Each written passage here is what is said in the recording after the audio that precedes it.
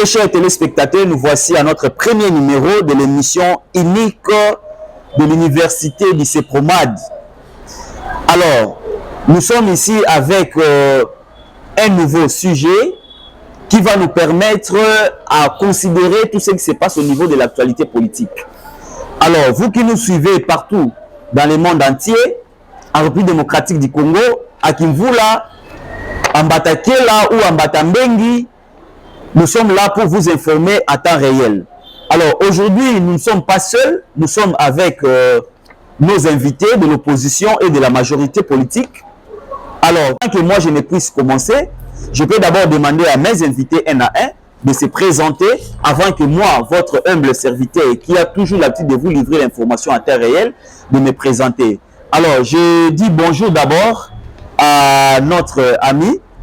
Présentez-vous, qui êtes-vous? Oui, je suis Moubidjini Romain, je suis licencié de l'université du CEPROMAD. Nous avons entendu notre ami qui s'est présenté, il est licencié en sciences politiques et administratives de l'université du CEPROMAD. C'est notre invité, il va débattre avec nous sur l'actualité politique.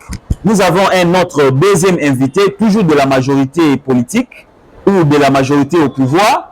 Je réponds de Antabine Lechek, je suis licencié en sciences politiques et administratives. À ma droite, je suis accompagné de mes amis de l'opposition. Alors, si nous pouvons commencer avec les premiers invités de l'opposition. Je m'appelle Evans Ntierentier Ontas, je suis licencié en sciences politiques et administratives. Notre deuxième invité, toujours de l'opposition, il est toujours à ma droite. Je peux lui accorder la parole si lui aussi peut se présenter. Je réponds au nom de Mombaga Souma Donald, licencié en sciences politiques et administratives. Après la présentation de nos invités, je pense que nous pouvons maintenant passer au vif de l'émission. Je vais commencer avec nos amis de la majorité au pouvoir, Monsieur Anta. Nous avons entendu tous, nous avons tous suivi les déclarations de Corneille Nangaa, qui était le président de la CENI. C'est lui qui a organisé les élections pour que vous, de la majorité, vous puissiez être au pouvoir. Aujourd'hui, il devient rebelle. Que dites-vous? Bon, pour répondre à la question, je dirais qu'aujourd'hui, il est devenu un rebelle. Bon, nous devons comprendre que dans la politique, des fois, nous prenons des décisions si difficiles et que la plupart des gens peuvent penser que on est devenu seulement rebelle comme ça, mais ils ne savent pas en réalité pourquoi est-ce que nous avons pris certaines décisions de devenir un rebelle. En revenant sur la question, je dirais que le monsieur, il a eu quelques difficultés qui l'ont poussé à devenir un rebelle, mais sa rébellion n'est pas basée sur la nation. Il fait sa rébellion entre lui-même. C'est ce que je peux répondre. Mais la rébellion ne peut pas se faire avec une seule personne. La rébellion se fait avec un groupe contre le gouvernement. Vous êtes du gouvernement. Comment il va se faire? Il peut faire plutôt la rébellion entre lui-même. Je pense que ça ne peut pas se faire. Oui. En fait, pour bien m'expliquer, comme je l'ai dit, il est devenu un rebelle et qu'il a quelques associés, mais au sein du gouvernement, on n'a jamais eu des attaques provenant de lui pour qu'on puisse le traiter directement que c'est un rebelle et qu'il a des associés. Nous devons d'abord nous rassurer ou voir les attaques qu'il fait face au gouvernement. Mais tant qu'il n'a pas encore attaqué le gouvernement ou faire quoi que ce soit qui peuvent faire tomber le gouvernement, on ne peut pas dire que c'est un rebelle. Mais déjà, se déclarer rebelle et dire qu'il a une force négative qui peut combattre le gouvernement, c'est déjà la guerre qu'il a déclarée contre le gouvernement. Tout ça, bon, il faut comprendre que sur des réseaux sociaux, beaucoup de gens parlent. Ils peuvent dire cela, mais au sein du gouvernement, lorsque nous-mêmes, on n'a pas encore détecté que c'est déjà une guerre qui est à la porte, on ne peut pas directement se lancer dans une guerre parce qu'on n'a jamais eu une attaque au sein du gouvernement. Merci. Je pense que nous avons tous suivi ce qu'a dit M. Anta. Nous pouvons maintenant accorder la parole à celui qui l'accompagne. Merci pour la parole.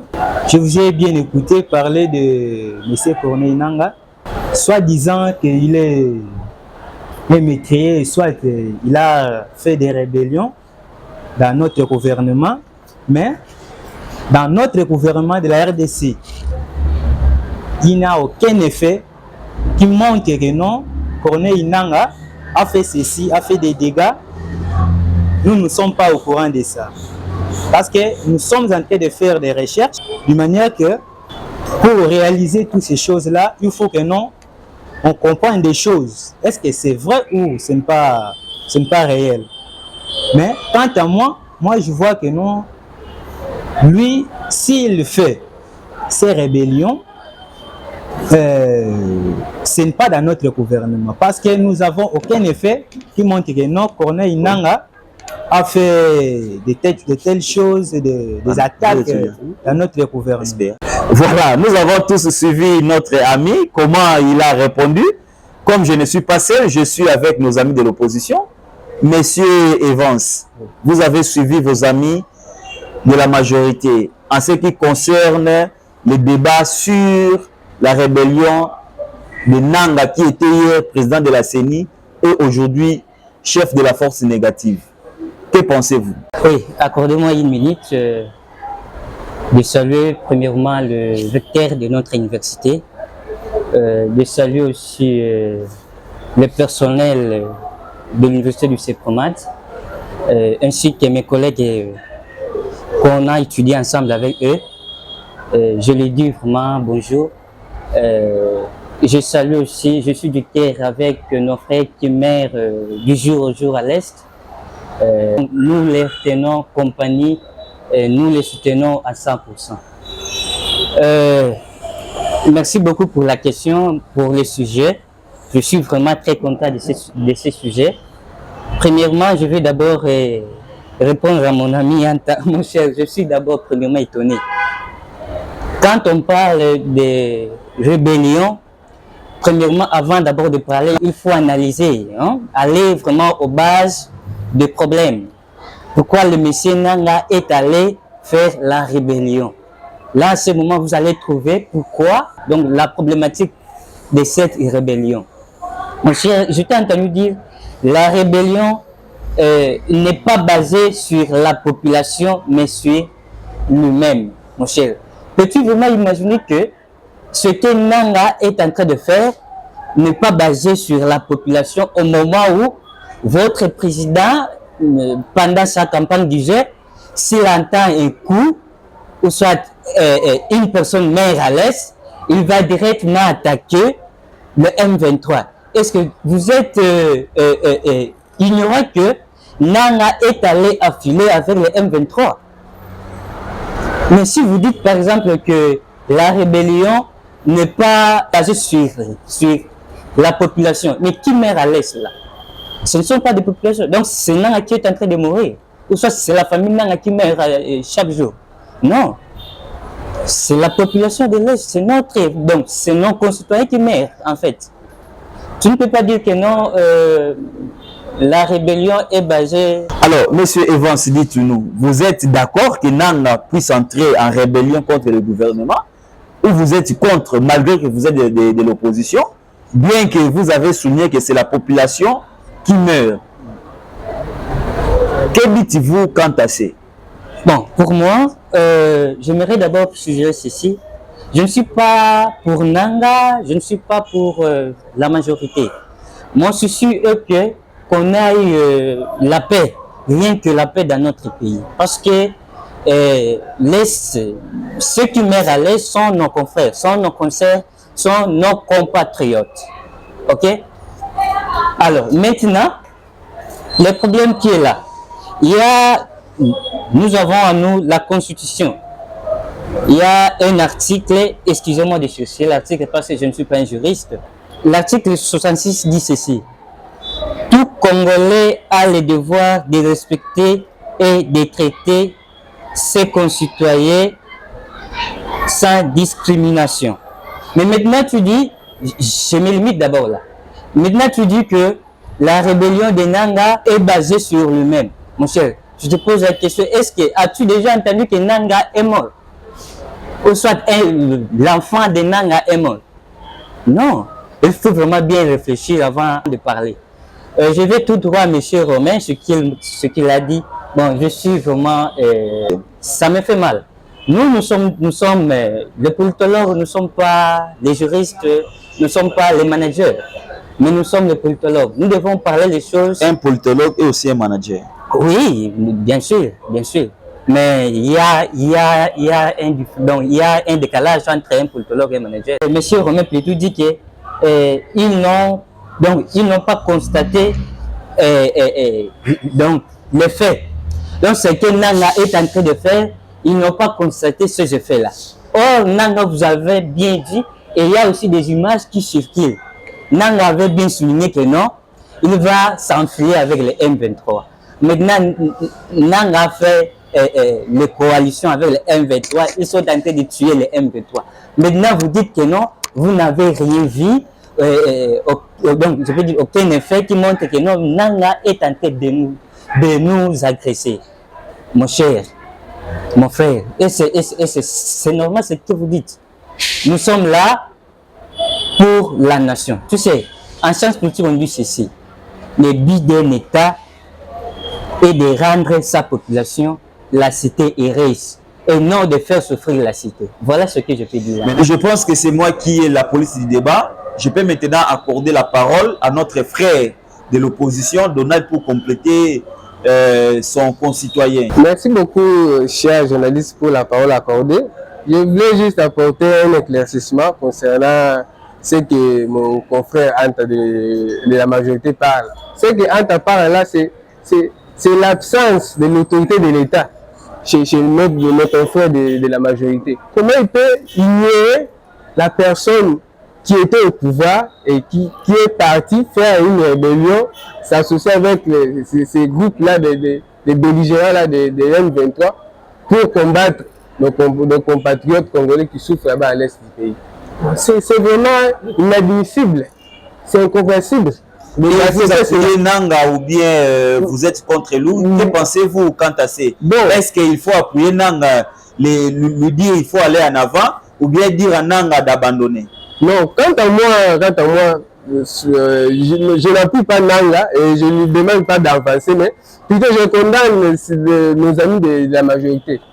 Parce que, quant à moi, il faudrait maintenant arrêter ce type-là de Nanga. Parce qu'il veut tenter de tuer nos peuples, nos concitoyens à l'est du pays. Comment l'État majorité il peut changer et les gens de la majorité ignorent Nanga? Non, il était au sein de... normalement dans un organe d'appui à la démocratie. Oui, mais bien sûr. Il allait faire son parti politique. Oui. Ses partis politiques. Il était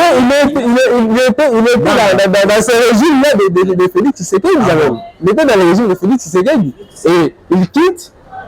Il faut d'abord se poser une question là-dessus. Comment une personne était vraiment dans ce régime-là peut quitter et aller faire la rébellion là-bas à l'est du pays? Comment? Donc, si on réfléchit très bien, il y a quelque chose qui est dedans. Voilà. Il y a des comptes rendus là-dessus. Voilà, je pense que, chers téléspectateurs, chers internautes, nous avons tous suivi comment les avis sont partagés. Alors, sans plus tarder, je pense que nous pouvons maintenant aborder les sujets d'actualité qui fait attendre des milliers de Congolais pour l'avancement de notre pays. Il s'agit ici de la formation du gouvernement. Nos chers amis de la majorité parlementaire, vous en avez déjà. La validation des députés a été déjà faite. La Cour constitutionnelle a déjà promulgué, a déjà rendu publique la liste définitive des députés qui devront normalement siéger au niveau de l'Assemblée nationale. Qu'est-ce que vous attendez pour la formation du gouvernement? Et que pensez-vous de Augustin Kabouya qui a été désigné comme formateur du gouvernement? C'est un premier ministre en gestation ou bien un simple formateur du gouvernement? Merci pour la parole. Monsieur Kabouya, c'est un informateur. Mais ce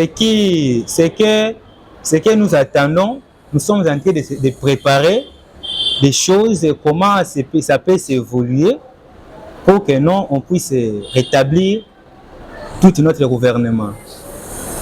Toute chose a son temps et tout temps a ses hommes. Donc, ça veut dire il faut vraiment des choses va partir de temps à temps.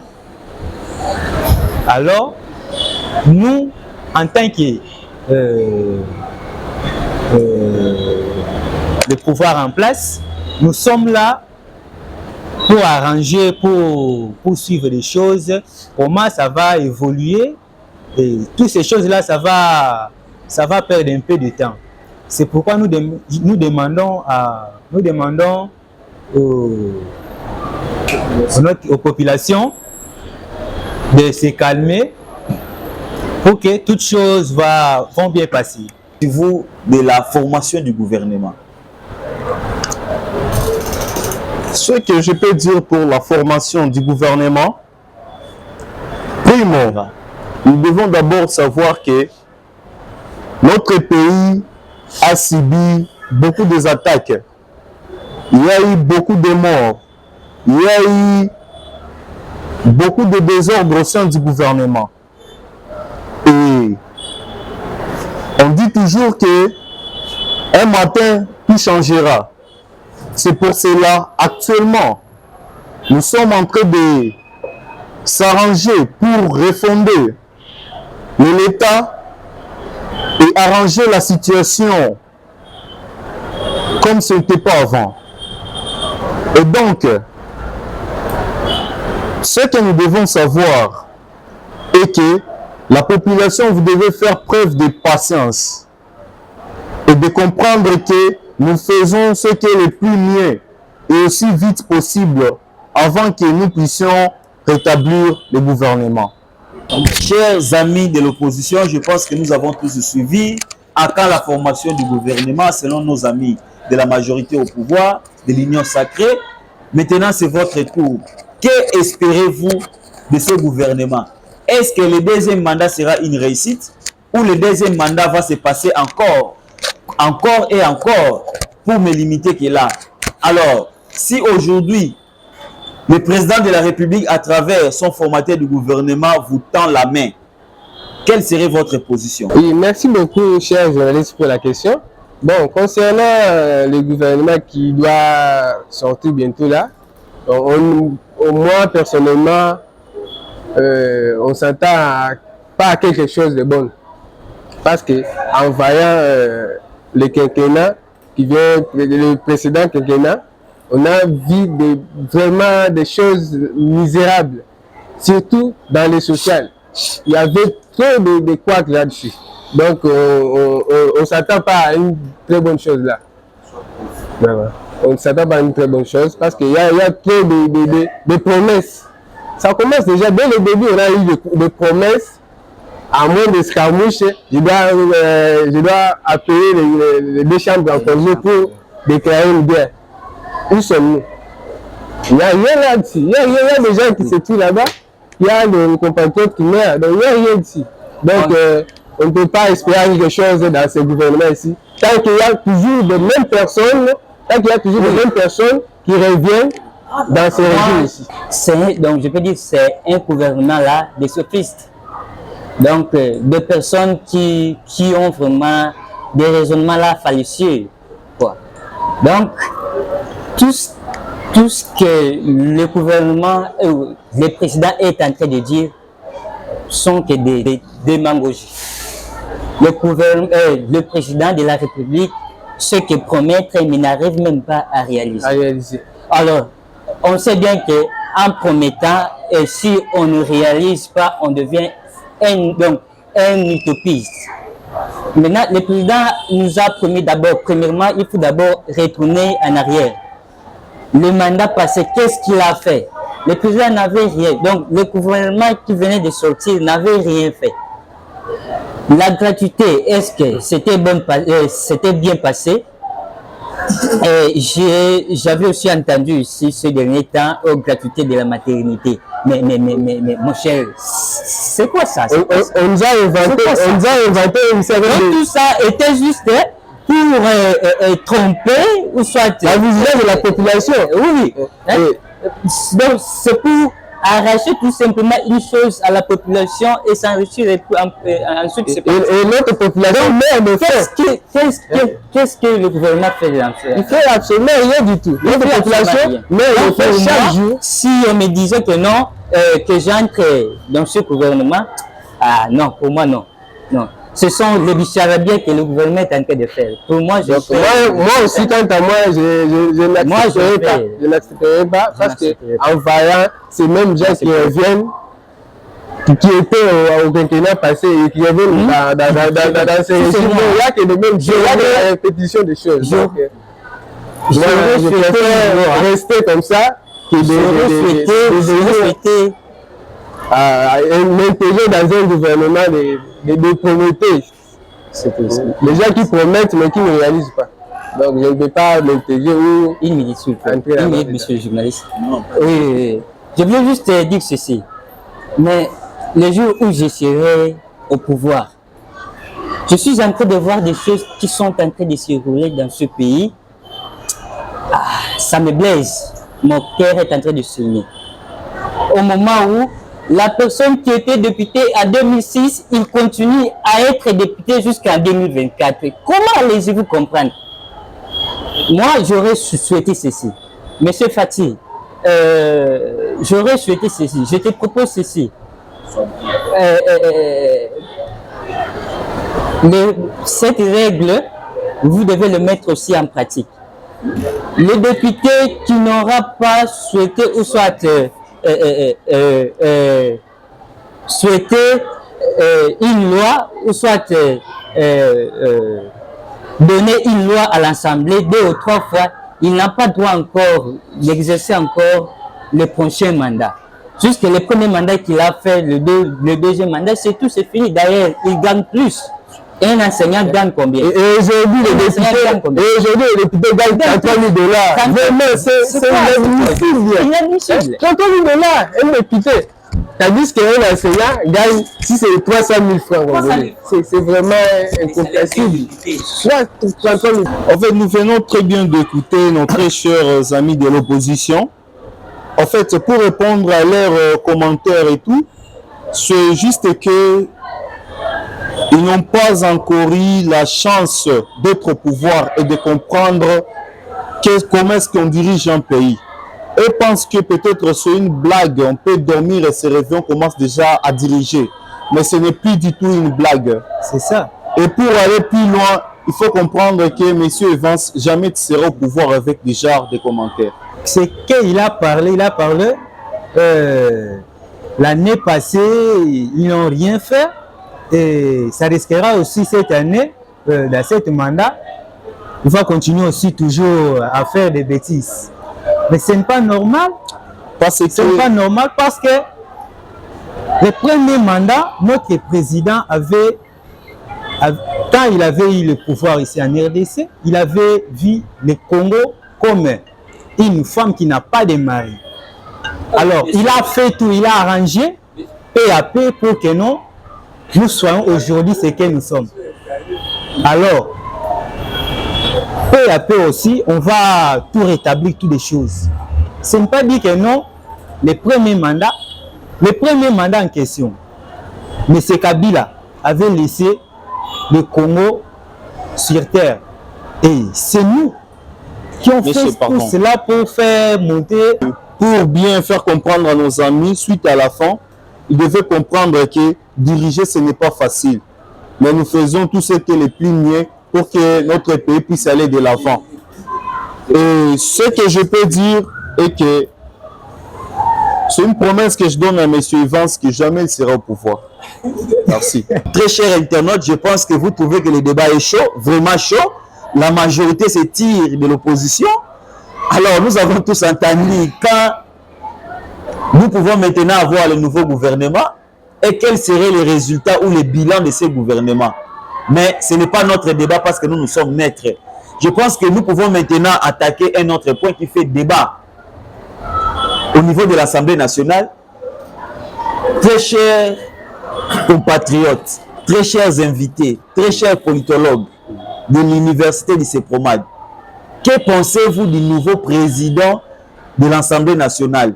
est-ce que c'est Vital Kamerhe, c'est Mbosso Kodia ou c'est Bahati Lukwebo? Parmi les trois figures emblématiques que je vais de citer, qui désirez-vous voir au niveau du perchoir de l'Assemblée nationale? Merci beaucoup pour la question. Moi, je ne peux pas répondre comme ça, comme c'est une personne qui n'a pas étudié. J'entends dire pour les autres, donc c'est un peu compliqué. Et je ne peux pas aussi dire que c'est Mbosso. Qu'est-ce qu'il a fait d'abord au mandat passé? C'est Mbosso-là. Qu'est-ce qu'il a fait? Dans son province, à son province, sa province plutôt. Il est national, il n'est pas provincial. Mais il est national, bien sûr. Il est national, c'est-à-dire. Voilà, merci beaucoup. Mais nous avons entendu notre ami Evans, il a épuisé presque 20 secondes. On donne la parole à Donald. Oui, merci beaucoup pour la parole. Si je peux choisir entre les trois personnalités là que le journaliste venait de citer, moi je propose que ça soit M. Vital Kamerhe, parce que si on va les deux là, Bahati Lukwebo et Mbosso n'ont rien fait au mandat précédent. Donc il faut donner aussi la chance au fils du pays, M. Vital Kamerhe, parce qu'il y a l'expérience. On a vu pendant son règne, quand il fut le président de l'Assemblée nationale, en 2006, on a vu quand même les initiatives, de belles initiatives concernant la population dans l'Assemblée nationale. Mais dans le précédent mandat avec Mbosso, on n'a rien vu. Donc il n'y a aucune loi qui parle au bénéfice du peuple. Merci beaucoup. Je pense que nous avons tous suivi. Notre ami, il a porté son choix sur Vital Kamerhe. Alors, il pousse deux raisons. La première raison, pour lui, Mbosso et Bahati n'ont rien fait parce qu'ils ont d'ailleurs dirigé les deux institutions qui composent le Parlement, la Chambre basse et la Chambre haute. Alors, il porte son choix sur M. Vital Kamerhe, qui a animé et qui a fait preuve au mandat ou à la législature de 2006. Alors, nos amis du pouvoir, c'est vous qui avez le pouvoir, c'est vous qui connaissez au moins vos frères, c'est vous qui connaissez Bahati, c'est vous qui connaissez Mbosso et Vital Kamerhe. Parmi les trois, les Congolais ont dit ils sont tous mauvais. Alors, qui est maintenant le moindre mal selon vous? Qui peut maintenant animer l'Assemblée nationale? Pour revenir à ce que je venais de dire, j'aimerais encore informer à notre ami que tant qu'ils ne sont pas au pouvoir, ils ne peuvent pas comprendre de ce qui est en train de se passer au sein du gouvernement. C'est pour cela que je porte mon avis sur Bahati Lukwebo. Parce qu'au sein du Sénat, nous n'avons pas attendu de rumeurs ou de critiques et j'aimerais bien que Bahati Lukwebo reste toujours sur place. Quant à moi, selon mon avis, je vois que non, c'est le gouvernement qui auront le pouvoir de placer sa personne selon la capacité ou selon leur volonté, donc selon son choix. Donc c'est que je peux parler. C'est pour cela que nous devons comprendre que le gouvernement, c'est nous. Et nous sommes là pour la population. Et c'est pour cela que le choix sera porté sur Bahati Lukwebo. Voilà les avis vraiment très partagés. L'opposition préfère Vital Kamerhe, bien qu'il n'ait pas aussi de l'opposition. Au niveau de l'Union sacrée, des avis. L'un propose Bahati, l'autre donne encore la charge au président de la République qui est l'autorité morale pour porter son choix sur la personne qui va diriger l'Assemblée nationale. Mais je pense que comme les minutes ne sont pas beaucoup, le temps est limité, la télévision c'est de l'argent, c'est du temps. Je pense qu'à la prochaine émission, nous allons encore vous inviter très bientôt là pour que nous puissions poursuivre ces points qui laissent nos téléspectateurs et nos internautes en suspense. Mais avant de terminer, je vais accorder au moins 10 secondes à chacun pour que nous puissions dire nos mots de la fin. Oui, merci beaucoup. Si je peux parler en bref, je remercie d'abord notre journaliste qui nous a invités, qui nous a porté vraiment le choix de nous inviter sur ce plateau. Vraiment, je les remercie beaucoup. Vraiment, pour épingler ou généraliser, parler en bref, je peux dire ceci, que le peuple congolais, nos confrères de l'Est, nous sommes vraiment des cœurs avec eux, qu'ils ne se soucient pas, on se bat toujours, nous nous battrons jusqu'à la fin pour que la paix revienne dans l'Est du pays. Merci pour l'invitation que vous nous avez faite. Je tiens à remercier nos collègues auxquels nous avions passé les moments très difficiles avec eux. Je tiens aussi à remercier les professeurs, les maîtres qui nous ont enseigné. Nous avons le CT Chansard, le CT Gilbert, le CT Mvoula, CT Trésor Ngem, sans oublier CT Gilles, la paritaire, ainsi que lui-même, l'honorable et la dame rectrice Angèle Onsing Tsaman. Donc je pense que c'est ça son nom. Nous tenons vraiment à leur dire nos remerciements. Finalement, je remercie notre journaliste et notre CT qui nous ont donné donc, le courage de venir représenter ici. Et à tous ses membres et tous ses collègues, et à nos collègues, nous vous remercions pour tout encouragement. Et un message, je demande à la population de se calmer, de se patienter, parce que toute chose a son temps, tout ira bien. Merci premièrement à notre très cher professeur, également aussi à nos collègues. Vraiment merci. Et je tenais aussi à dire à la population que tout ce qui commence bien finit bien. Avec le premier mandat de notre président, ça a commencé bien et ça finit bien. Et nous espérons bien pour le deuxième mandat que ça commencera bien et ça finira bien. Et toujours la patience. Et rien n'est impossible à celui qui croit. Nous voici à la fin de ce premier numéro de la voix de l'UNIC. Alors, nous avons tous suivi les voix et les avis vraiment très partagés de la majorité et de l'opposition. Mais je pense que cette émission n'a pas été quelque chose d'hasard, n'a pas été quelque chose que nous avons réalisé seuls. Nous avons derrière la caméra notre journaliste insolite en la personne de Brinel Ntala. En tout cas, c'est vraiment un grand chasseur d'images. Voilà comment il a cadré les images avec tous ces décors. Tout ça, c'est grâce à lui. Alors, nous n'avons pas oublié les recteurs magnifiques, le professeur émérite Oscar Ntsaman. Nous n'avons pas oublié notre DCA. Nous n'avons pas oublié aussi les AP, sans oublier les CT précieux qui a accepté que nous puissions passer cette émission ici. Mais je vais signaler quelque chose à nos très chers téléspectateurs et internautes, que cette émission ne les considérez pas comme une émission réelle, comme une émission qui se passe à la télévision de manière professionnelle, mais c'était juste un travail pratique de nos étudiants que vous voyez ici. Ils sont actuellement en deuxième licence en sciences politiques et administratives à l'université du CEPROMAD. Alors, il s'agissait ici de notre ami Anta, de notre ami Romain, de Evans et de Donald. Merci beaucoup, très chers téléspectateurs. Nous vous disons très prochainement. Merci. Alors, j'invite mes invités. Venez un peu vous serrer les mains pour dire que nous sommes compatriotes, nous sommes frères. C'était juste un débat politique. Rien d'ennemi. Nous sommes des adversaires, mais nous ne sommes pas des ennemis.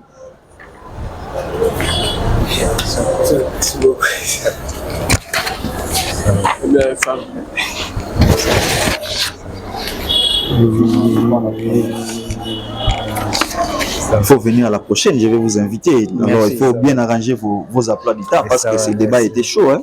Merci beaucoup. Oui, oui. Merci. Ensemble. Merci vraiment. Bon, merci beaucoup. Ok.